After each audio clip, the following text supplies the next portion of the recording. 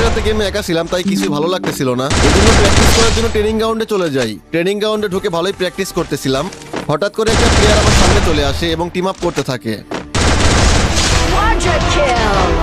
যখনই আমি ওই প্লেয়ারটার কাছ থেকে সরে এসে অন্য প্লেয়ারদের মারতেছিলাম, তখন ওই প্লেয়ারটা আমাকে পিছন থেকে মেরে দেয়। আর পিছন থেকে মেরেই আমাকে ইমোট দেখানো শুরু করে। ভাই এগুলা কি প্লেয়ার, পুরো মাথা খারাপ করে দিল। এরপর আমি ওই প্লেয়ারটাকে ফ্রেন্ড লিস্ট পাঠিয়ে দেই এবং আমি আবারও প্র্যাকটিস করা শুরু করি। এরপর দেখি আমার ফ্রেন্ড লিস্টের একজন প্লেয়ার আমাকে বুকিং দিচ্ছে। তো আমি ট্রেনিং গ্রাউন্ড থেকে বের হয়ে সরাসরি তার গ্রুপে চলে যাই। আরে হাসিব ভাই, ট্রেনিং রাউন্ডে কি করো? আরে কিছুই না, জাস্ট একটু প্র্যাকটিস করতেছিলাম। ভাই চলো একসাথে সবাই মিলে বিয়ার খেলি।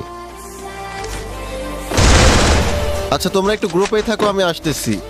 আরে হাসিব ভাই বিগ ফ্যান। আরে বাবা তুমি ওরে ডিফারেন্ট কেন বলতাছো?